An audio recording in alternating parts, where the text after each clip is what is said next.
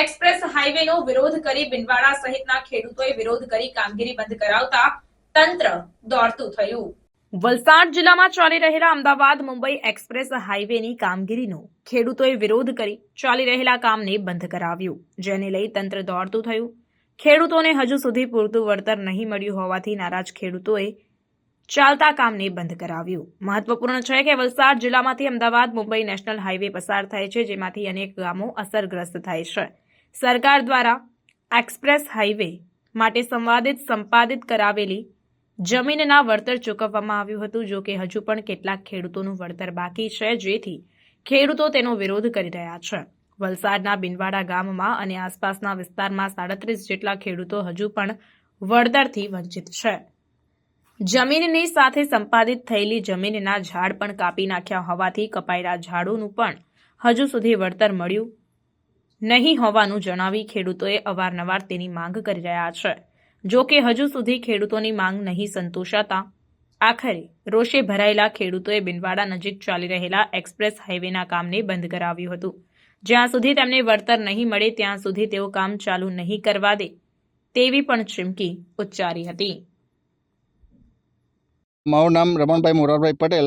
અત્યારે અમારે જે બંધ કરવાની એક્સપ્રેસની કામગીરી એટલા કારણે બંધ કરવામાં આવી છે કે ખેડૂતો 37 ખેડૂતો છે, એમને હજુ એમનું પૂરેપૂરું વળતર મળ્યું નથી અને તે વળતર નથી મળ્યું અને એવોર્ડ પણ એ લોકો નથી જાહેર કર્યો અને એ લોકોએ આપી દીધું છતાં પણ હજુ કોઈ એક નથી કે 15 દિવસમાં આપીશું એમ કીધું, આજ સુધીમાં એ આવ્યો નથી। ઇમારતી લાકડા જેવા કે શાક ને એ બધા જે કાપાયા છે એના પણ વળતર એમને આપ્યું નથી। આપણે કલેક્ટરને પણ રજૂઆત કરી છે, પ્રાંતને પણ રજૂઆત કરી છે, છતાં પણ એનો કોઈ આવ્યો નથી। એ લોકોએ પોલીસ બંદોબસ્ત લાવીને એમના ઝાડવા પણ કપાવી દીધા અને તેનું પણ આજે વર્ષ થઈ ગયું પણ હજુ કોઈ જાતનું કોઈ એ લોકો વળતર આપ્યું નથી। રજૂઆત કરવા જાય છે ત્યારે એટલે કલેક્ટર એમ કહે છે કે જે કલેક્ટર પહેલાં હતા તે બદલાઈ ગયા, બીજા બેન આવ્યા તે ટેમ્પરરીમાં રહ્યા અને અત્યારે જે કલેક્ટર આવેલા છે એમ કહે છે કે ભાઈ મારે રિટાયરમાં પેલામાં છે એટલે મારા ઝંઝટમાં પડવું નથી, એવા જવાબ આપે છે। એ અત્યારે અટકાવી છે, જ્યાં સુધી આ ખેડૂતોને ન્યાય નહીં મળે ત્યાં સુધી અટકાવવું જ પડશે, જ્યાં સુધી એનો એવોર્ડ મળી જવો જોઈએ। એવોર્ડ નહીં મળે ત્યાં સુધી કામ અટકાવેલું રહેશે। મારું નામ ગણપતભાઈ દયાભાઈ પટેલ છે। આ કામ બંધ કરવાનું કારણ એટલું જ છે કે અમને ખેડૂતોને અમારા જમીનના વળતર મળ્યું નથી। બીજું કે અડધા ખેડૂતોને પૈસા આપી દીધા છે, પંચકુટી લાકડાના પૈસા બી નથી ચૂકવ્યા, ઝાડ દાદાગીરીથી પેલું કરીને કાપી લઈ ગયા। એ માટે ખેડૂત આટા મારે છે, કલેક્ટરને ને બધાને અધિકારીઓને કહે છે કે આપીએ કે આપતા નથી એમ। આ 2.5 વર્ષ થઈ ગયા